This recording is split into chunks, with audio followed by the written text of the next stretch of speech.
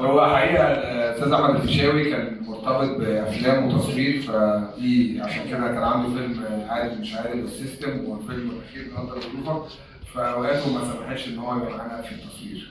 احنا عشان كنا ابتدينا الفيلم اتصور في السعوديه، فهو كان لازم يسافر وكان لازم يسيب التصوير بتاعه هنا، فما قدرش يكون معانا.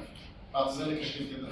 خلي بالك احنا صورنا الفيلم ده، يعني قرار الفيلم ده جه يمكن في اسبوعين، ما كانش معانا سكريبت نهائي، كان معانا فكره لشكل الفيلم، وجالنا الدعم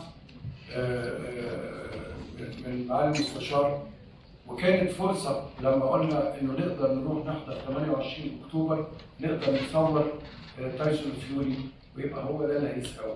كل ده ما كانش لسه معانا سيناريو، فعشان نكلم ولاد رزق ونقول لهم، وعلى فكره احنا كلنا رحنا محدش فيهم كان ماضي، محدش فيهم ماضي نهائي، يعني يلا بينا يلا بينا فطلعنا.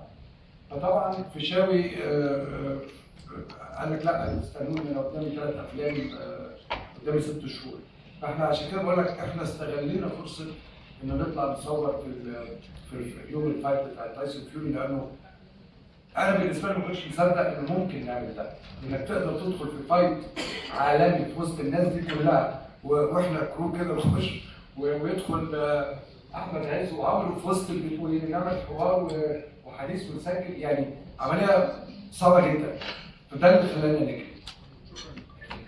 احنا نفسنا